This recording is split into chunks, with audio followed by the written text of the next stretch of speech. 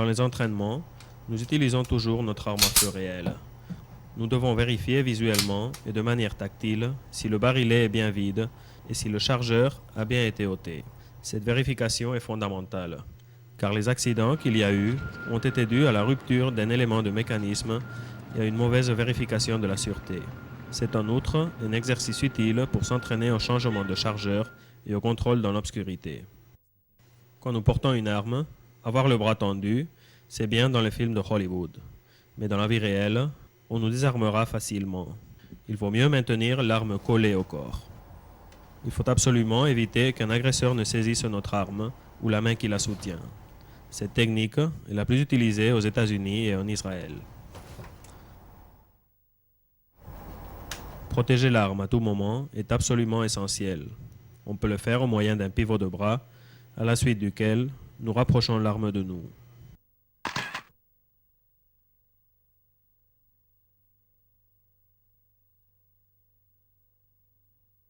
L'usage de la mécanique corporelle est très important pour nous. Si nous maintenons l'arme près de notre tête, il ne nous sera probablement pas possible de la baisser pour tirer. Par contre, si nous la maintenons dirigée vers le sol, nous pourrons toujours nous abaisser pour viser.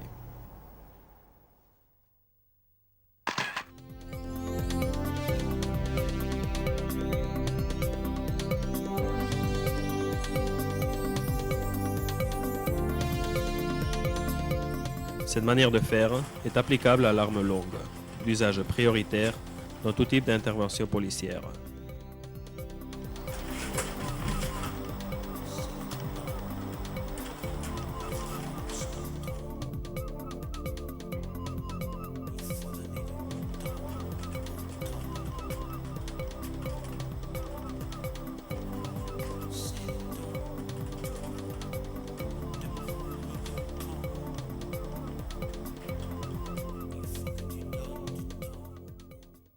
Pour éviter la saisie, il suffit de pivoter la main et de frapper avec l'arme au visage ou au cou.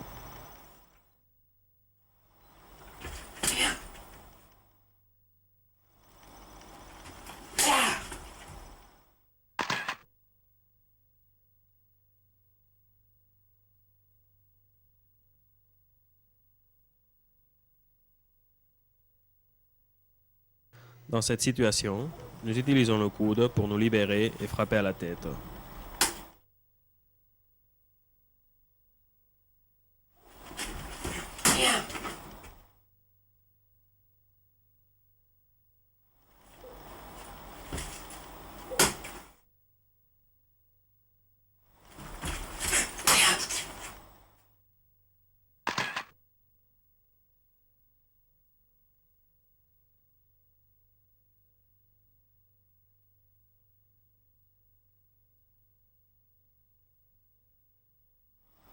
Souvenez-vous que vous avez deux mains. Utilisez la main libre chaque fois qu'il le faut.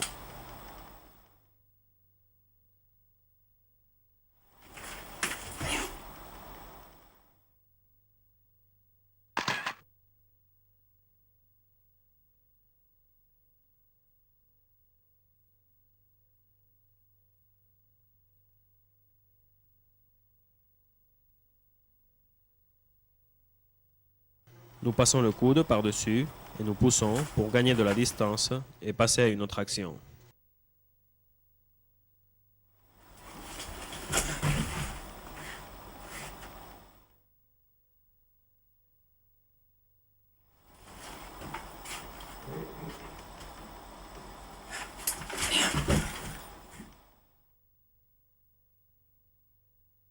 Nous frappons sa cuisse avec notre tibia, puis nous le frappons à la tête et nous plaçons notre pistolet dans ses côtes.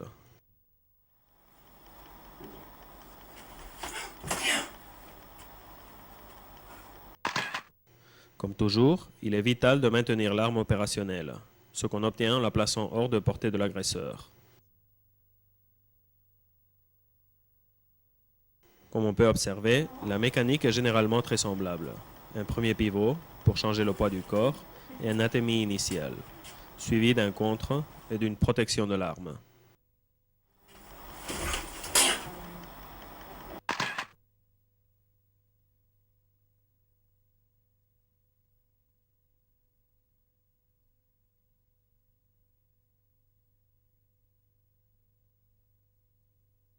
Nous faisons pivoter l'avant-bras contre la partie la plus faible, c'est-à-dire le pouce, et nous tirons vers l'arrière pour échapper à sa saisie.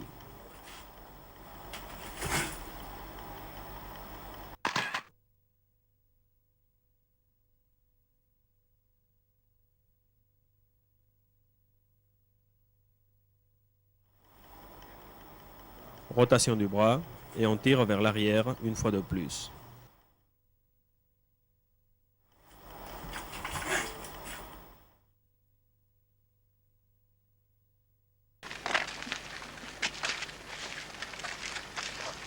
On utilise encore toujours de nombreuses armes d'action simples, surtout aux États-Unis et en Israël. Ces outils de travail ne sont pas moins opérationnels que ceux de double action. Nous pouvons observer ici la manière dont on les porte aux États-Unis, avec la cartouche dans le barillet et la sûreté mise. Pour tirer, il suffit d'ôter la sûreté et d'appuyer sur la détente.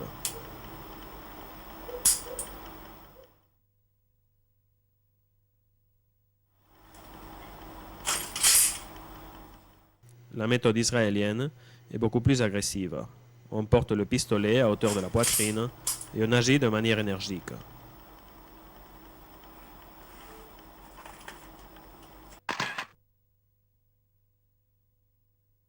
La méthode israélienne accorde beaucoup d'importance au contrôle de l'arme après son usage. Elle permet de vérifier les possibles interruptions après le dernier tir. Il est intéressant parfois de pivoter sur le coude ou de pousser l'agresseur pour le renverser, car il est plus vulnérable par terre.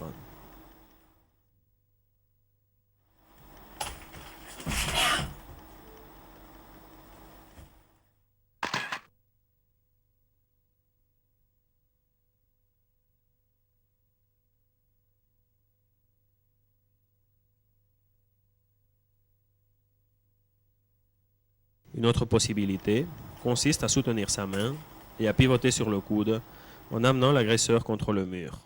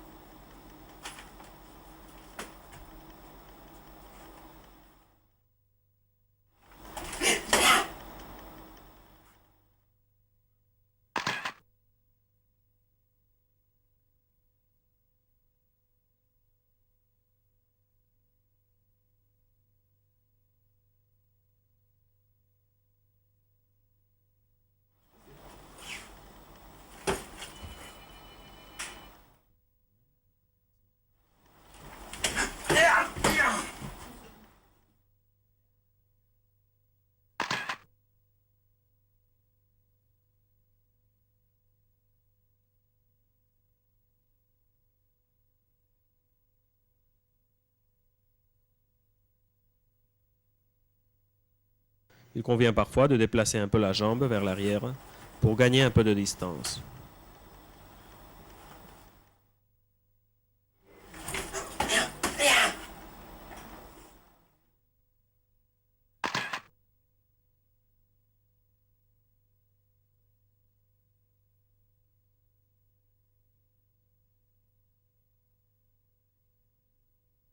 Observez le changement de jambe et de bras. Il exige un bon niveau de coordination.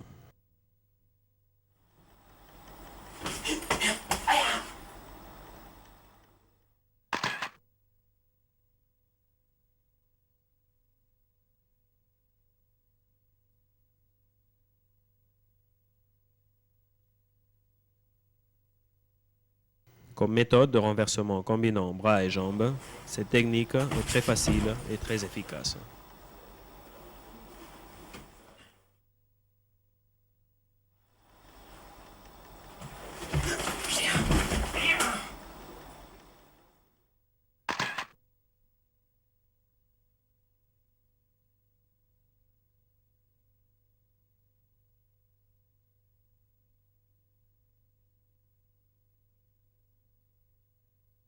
La possibilité de frapper du pied le visage de l'agresseur doit être considérée comme une action de base primordiale pour la neutralisation d'un agresseur si dangereux qu'il essaie de nous ôter notre arme.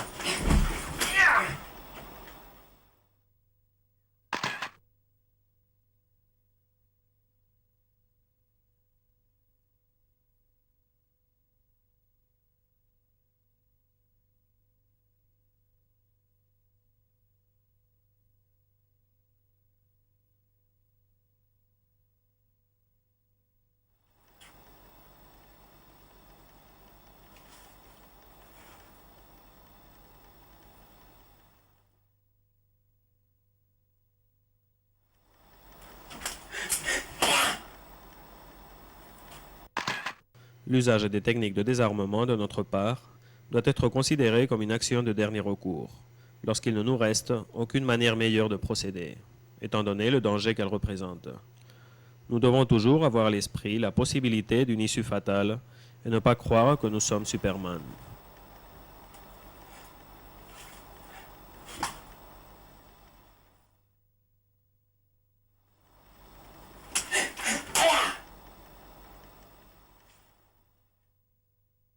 Ici, son acte violent se retourne contre lui.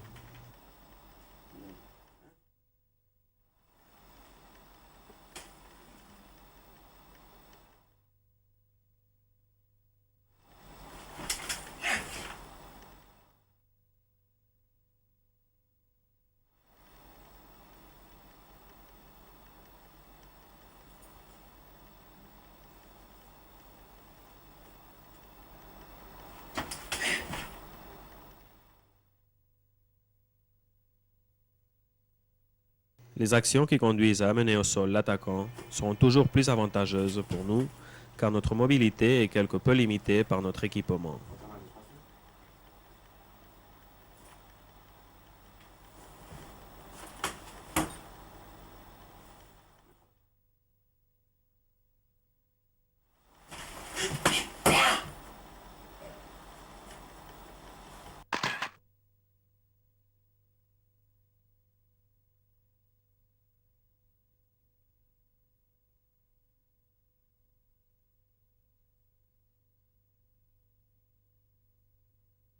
Quand nous décidons d'entourer son bras, nous devons faire attention à l'arme. Nous frapperons par terre avec les pieds pour dévier son attention.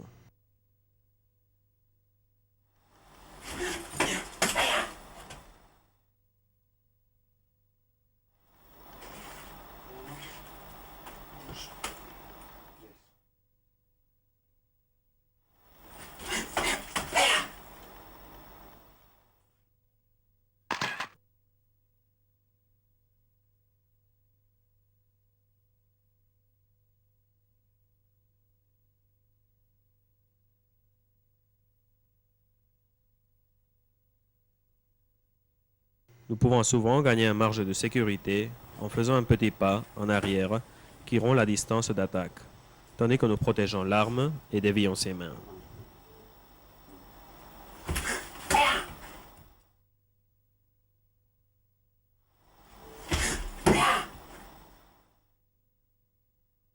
Comme nous pouvons voir ensuite, la mécanique corporelle et la maîtrise de l'espace est très importante pour nous protéger et maintenir le canon de l'arme dirigé vers l'agresseur, quelles que soient les circonstances.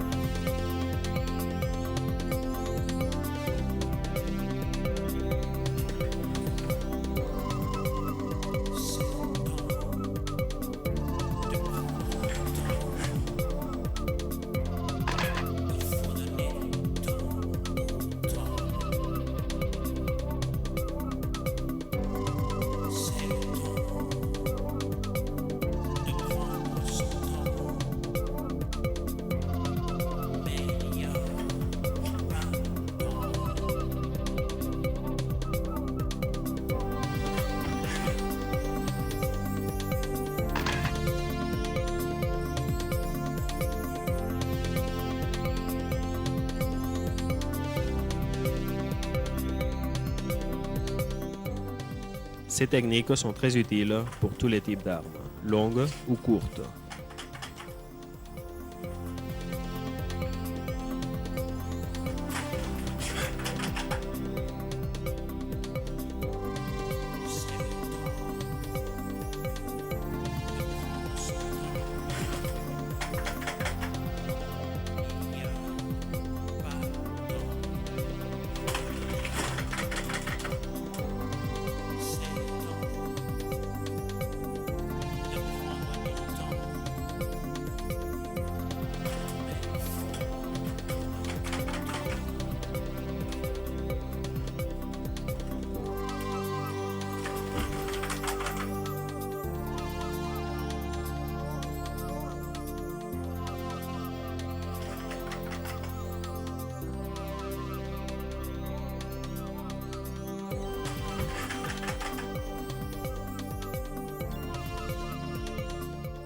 Il sera préférable d'effectuer les déviations vers l'extérieur.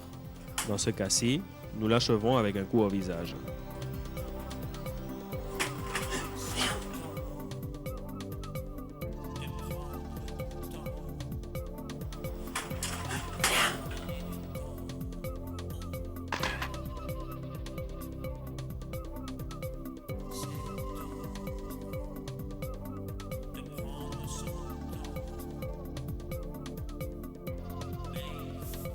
Une fois de plus, nous pouvons apprécier comment le simple mouvement de notre corps nous permet de nous libérer de la saisie de notre arme réglementaire.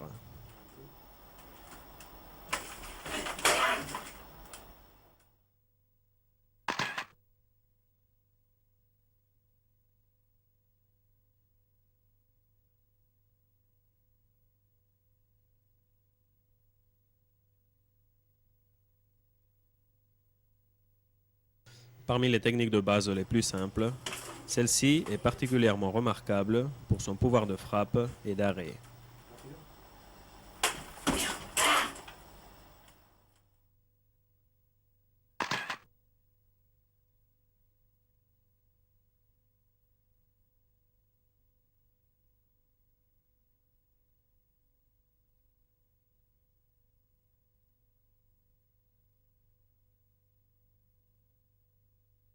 Une esquive, avec un coup au cou, donne toujours des bons résultats dans un cas comme celui-ci.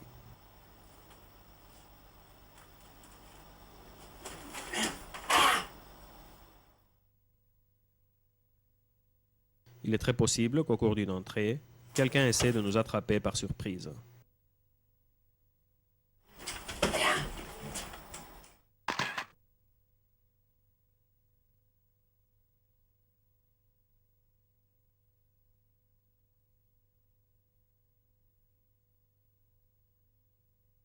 Dans ce cas, nous devons écarter cet individu et le confier à d'autres collègues pour continuer notre chemin vers les objectifs plus dangereux.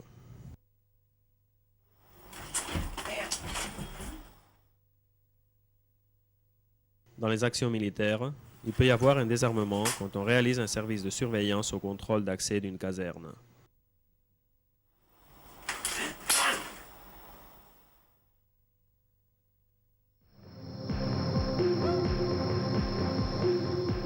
Extienda los brazos.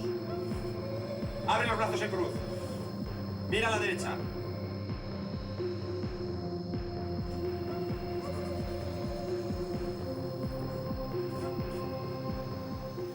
Les actions de passage de menottes exigent de notre part un contrôle total du suspect afin de garantir notre sécurité et celle des tiers. L'usage des menottes jetables est conseillé pour des questions d'hygiène et de prévention de contagions indésirables.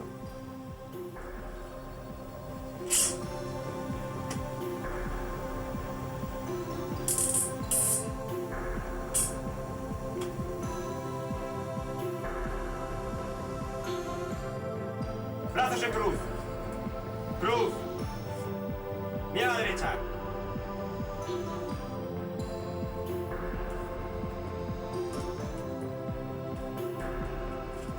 Le passage de menottes peut commencer avec la protection de l'arme courte et longue.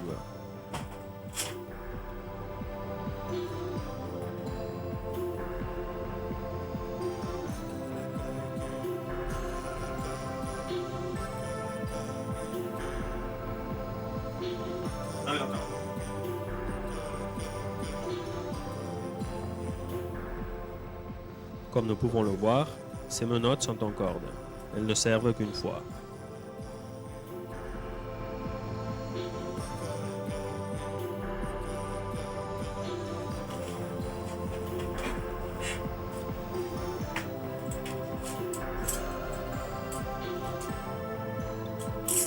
Dame la otra mano.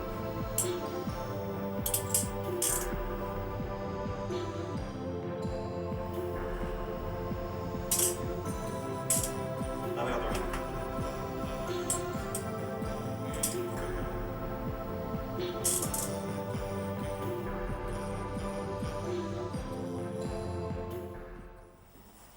La protection de notre défense réglementaire est vitale dans toutes les situations.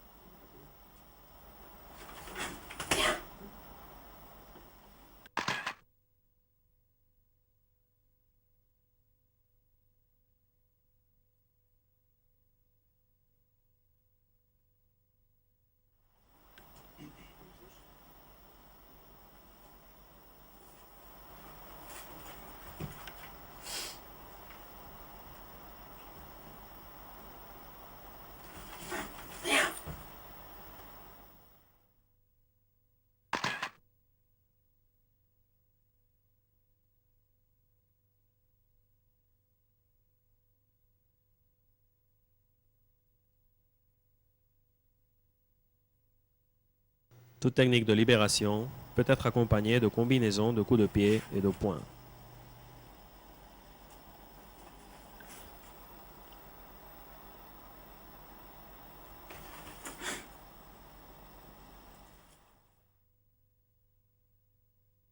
Dans beaucoup de situations, les techniques à main nue ne servent à rien et nous devons utiliser notre arme à feu comme un moyen de dissuasion ou comme un moyen de défense.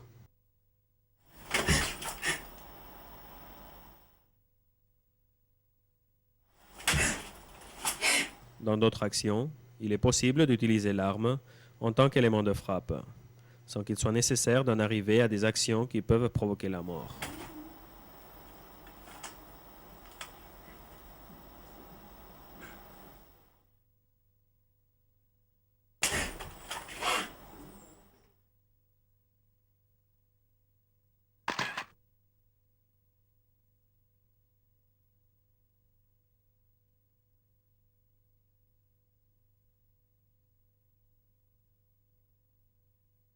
Toute technique face à une arme blanche requiert de désarmer premièrement l'agresseur.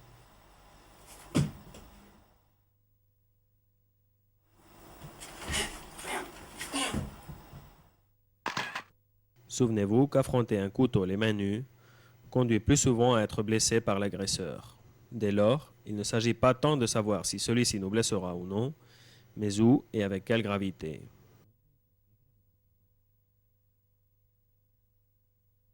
On retrouve souvent cette technique dans de nombreux cours de self-défense civile, policière ou militaire.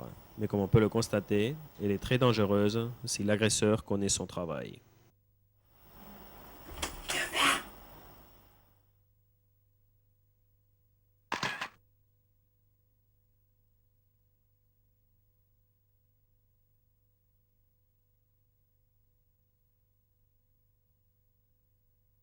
Souvenez-vous qu'il est plus que probable que nous serons blessés quand nous aurons affronté quelqu'un armé d'un couteau. Mais il s'agit de ne pas rendre les choses faciles à l'adversaire. L'écrasement de genoux est l'un des mouvements les plus utiles dans la défense contre couteau ou pistolet.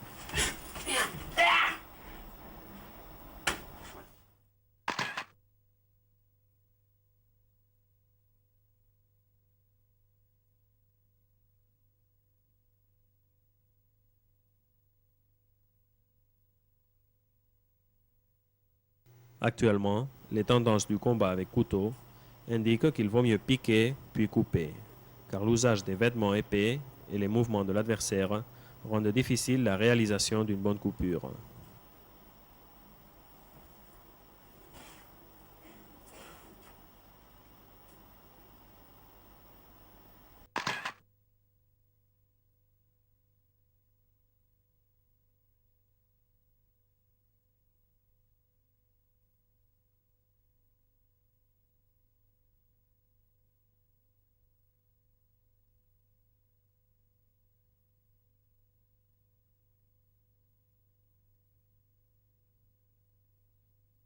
Actuellement, on considère qu'il est plus important de dévier et de survivre à la première attaque que de réaliser de jolies techniques, mais difficiles d'appliquer et de se rappeler.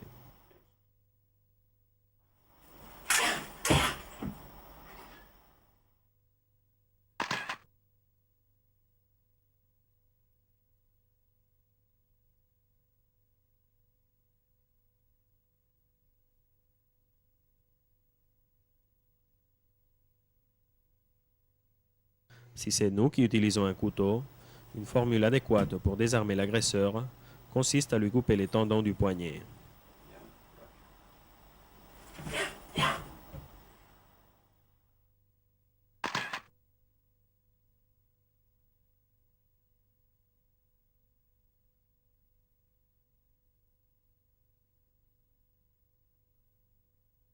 De la même manière, nous pouvons couper et ensuite appuyer le couteau sur son visage ou sa gorge.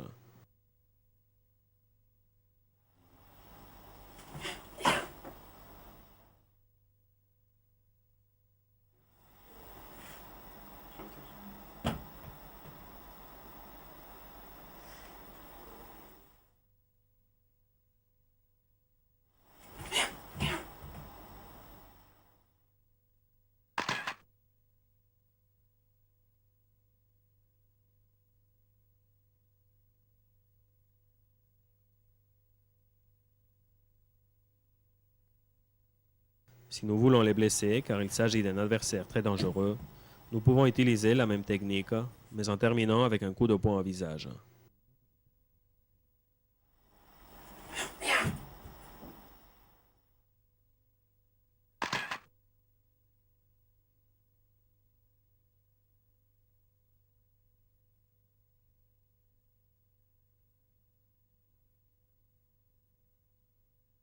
Quand il réalise l'attaque de façon circulaire, de l'intérieur vers l'extérieur, il peut être plus adéquat d'entrer de manière décidée en fermant la distance à l'attaque et en balayant.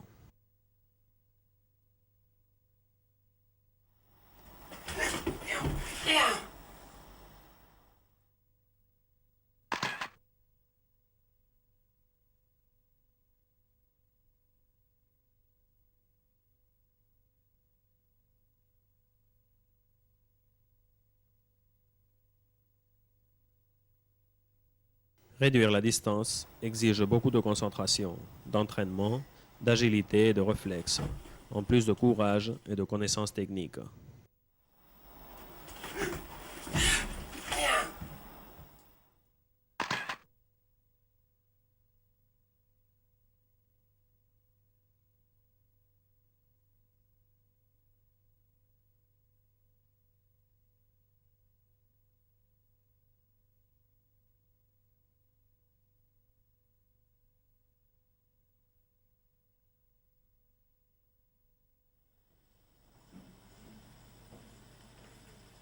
Si nous devons entrer par une porte entr'ouverte alors que nous sommes seuls, ce qui n'est jamais souhaitable, nous pouvons utiliser la main gauche en tant qu'élément de protection. ¡Rodillas! ¡Ponte de rodillas! ¡Manos a la cabeza!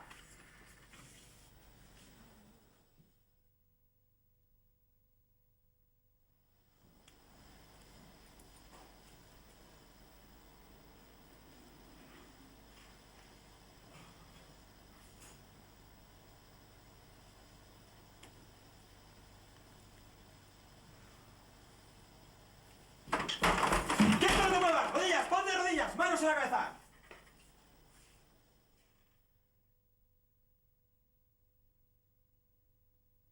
Il est préférable de demander de l'aide par radio pour éviter ces embuscades, mais parfois, nous n'avons pas d'alternative.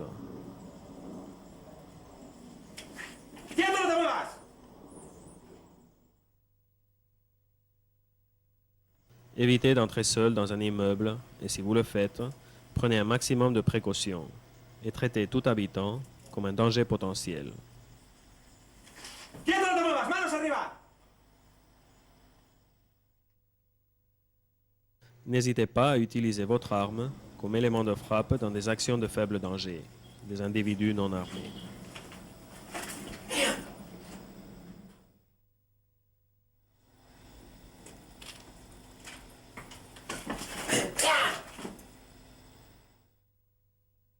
L'utilisation de lanternes de type tactique, telles que la Surefire, possède une valeur inestimable dans les endroits peu illuminés.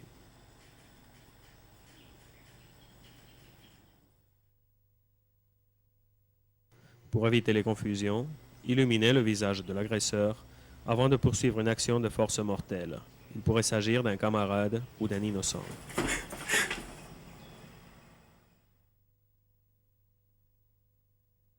Il faut essayer d'utiliser en notre faveur les constructions ou les objets durant les opérations policières ou de sécurité.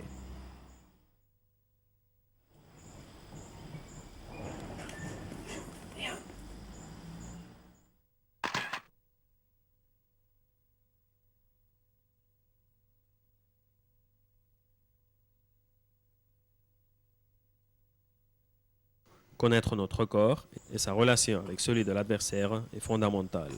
Ici, nous pivotons pour diriger notre arme à son visage.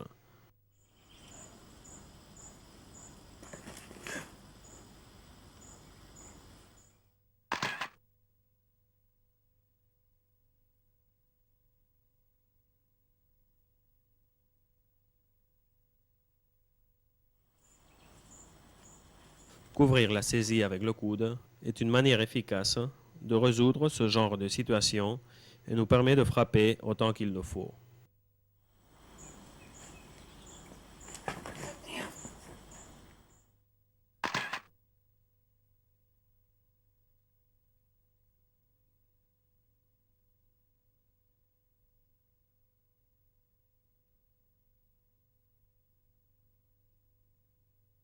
Parfois, les techniques les plus simples sont les plus efficaces.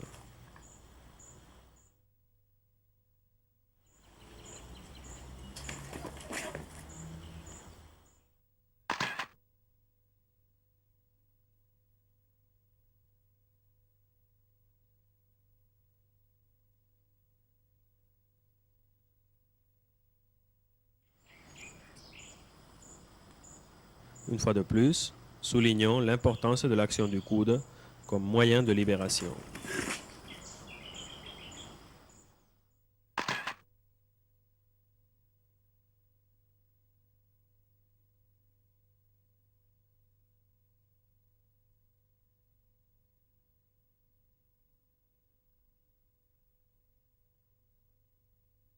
La méthode la plus utilisée au niveau policier pour nettoyer les coins de rue et éviter des actions comme celle que nous venons de voir s'appelle couper le gâteau.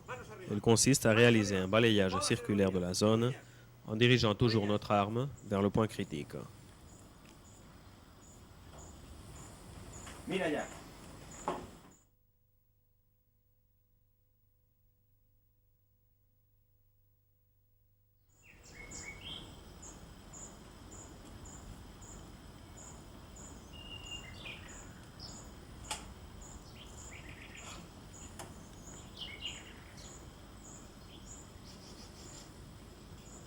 Policía, manos arriba, arriba las manos. Póngase de rodillas. Mire hacia allá.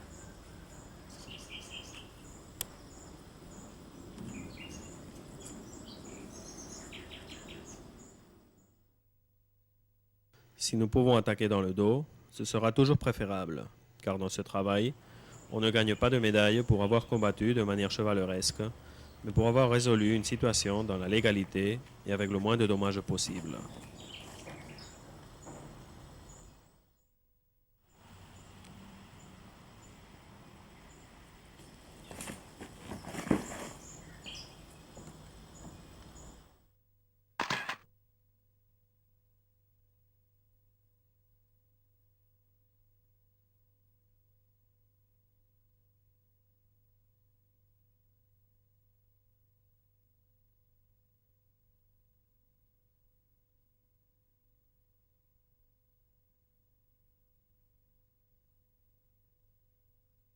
S'ils essaient de nous surprendre, un coup de pied nous donnera le temps de réagir afin de frapper au cou avec notre arme et contrôler l'agresseur.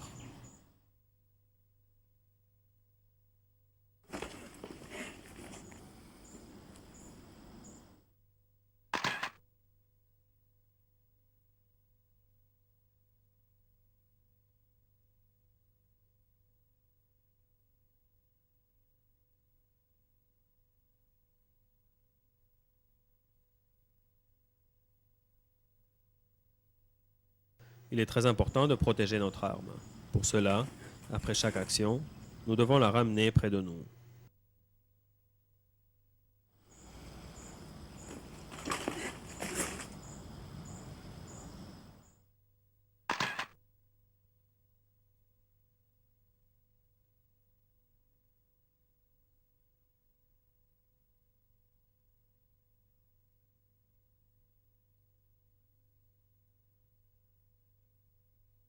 Cette technique peut être considérée comme une technique de dernier recours. Nous ne la réaliserons que s'il est évident que la fin est proche et que si nous n'avons pas d'autre alternative.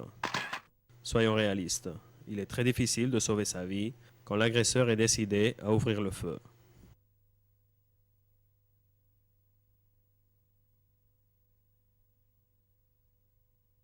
Si malgré tout nous devons agir, nous le ferons le plus vite et le plus efficacement possible.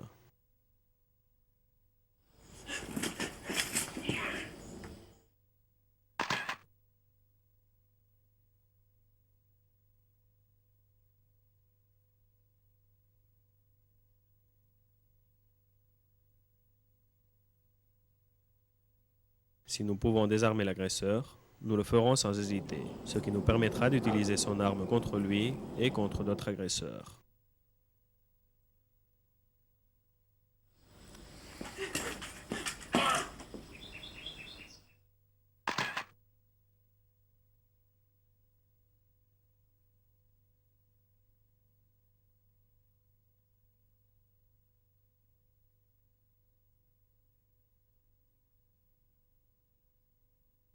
Utiliser votre arme comme élément de frappe peut être dévastateur quand il s'agit d'une arme longue. Nous pouvons observer ici la destruction de sa jambe avec une frappe au tibia.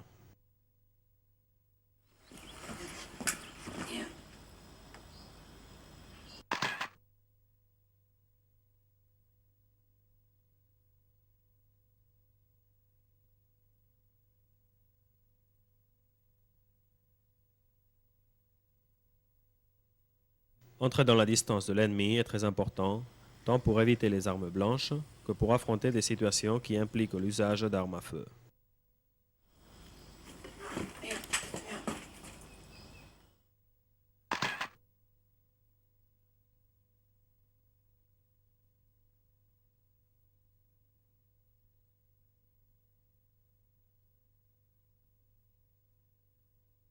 Ici encore, nous pouvons observer comment fermer la distance et le désarmer.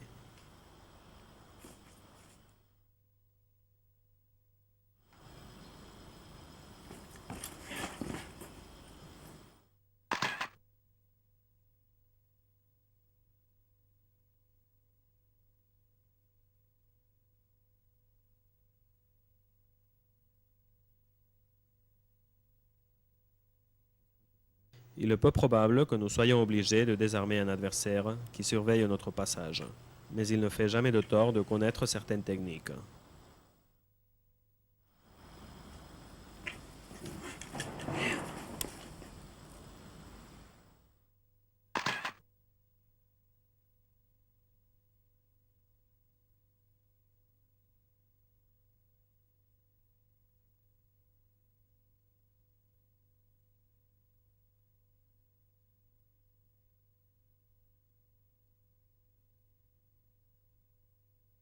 Combattre au sol est très dangereux, étant donné la possibilité de recevoir des coups de pied d'autres adversaires. Mais notre principale priorité dans cette situation est, indubitablement, de protéger notre arme réglementaire. Les mêmes techniques de coups que nous utilisons debout peuvent être utilisées au sol, à la suite de quoi il est indispensable de sortir de la position pour prendre de l'avantage.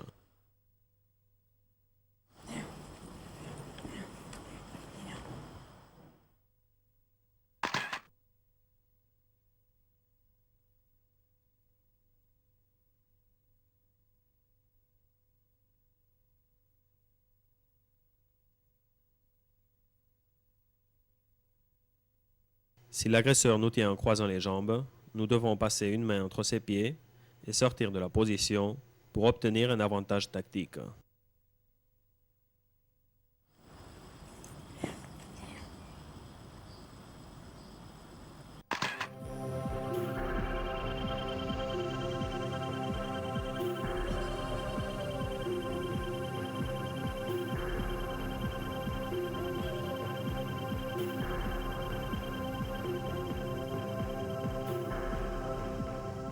L'utilisation de bâtons extensibles rigides est très populaire aux États-Unis et commence à l'être dans notre pays, étant donné leur pouvoir de dissuasion et leur facilité d'utilisation. Étant donné leur rigidité, il suffit de frapper au centre nerveux ou aux intersections musculaires pour provoquer une importante douleur physique ou une paralysie momentanée, tout en évitant les traumatismes graves dérivant des coups au visage ou aux côtes. Les coups de base avec ces bâtons sont les coups habituels de certains arts martiaux philippins, mais avec une préférence pour les coups en diagonale.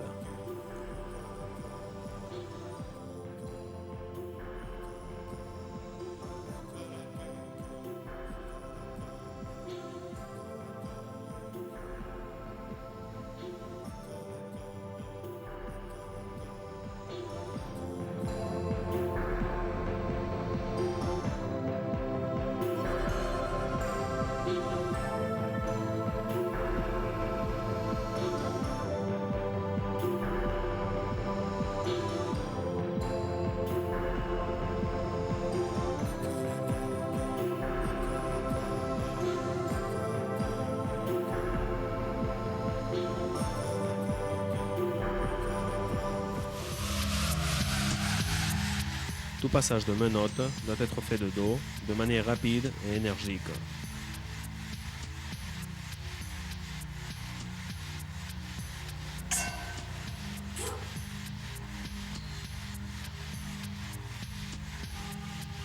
De la même manière, la conduite vers le véhicule de patrouille, le commissariat ou le centre de sécurité et de contrôle doit être réalisée de telle sorte que nous ayons l'avantage tactique à tout moment. Le bâton rigide peut être utilisé pour le transfert des détenus.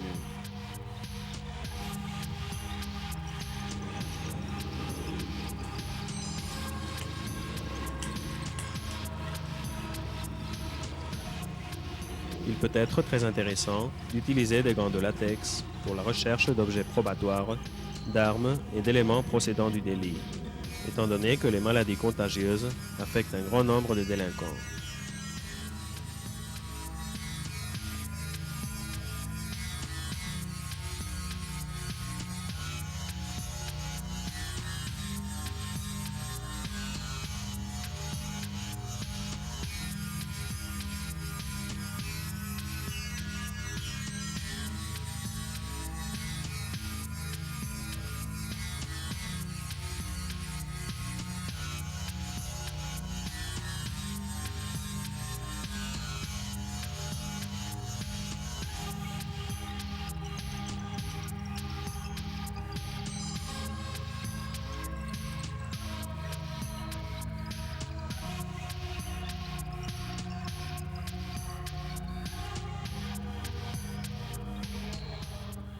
Pour développer la combativité, il peut être adéquat de réaliser ce type d'exercice avec l'uniforme de travail. Mais nous devons avoir à l'esprit, tel que nous pouvons l'observer, que la méthode traditionnelle de frappe ne considère pas l'usage d'armes à feu et souvent nous nous retrouvons tout près de l'agresseur.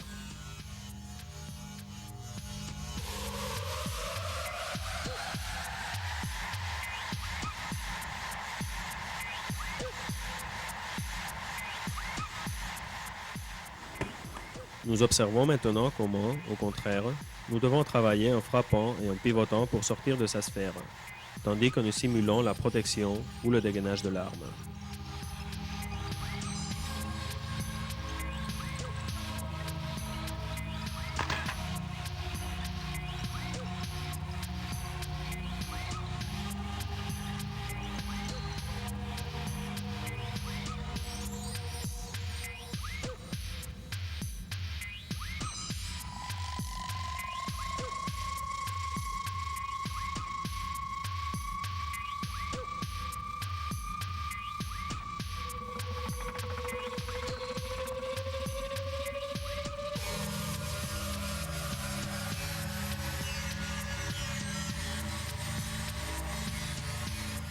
Si nous chargeons avec le corps ou le coude, nous devons sortir de la sphère de l'adversaire pour éviter la possibilité d'un désarmement.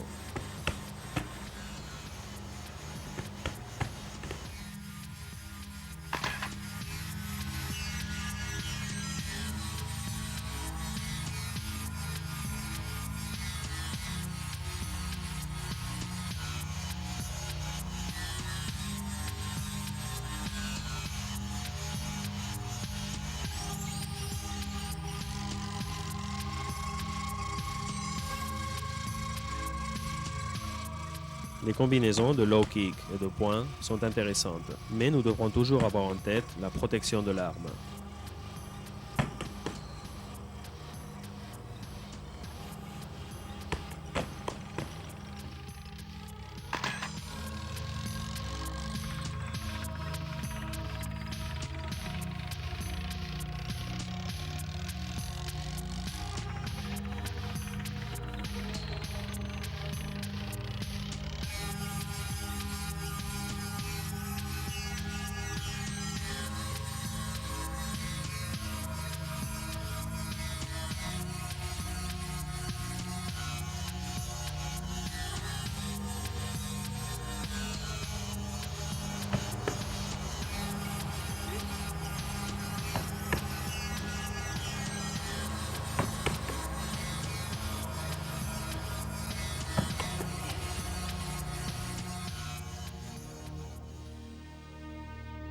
Quand nous frappons comme ceci, notre arme reste très près de l'agresseur. Que se passera-t-il alors si nous ratons notre coup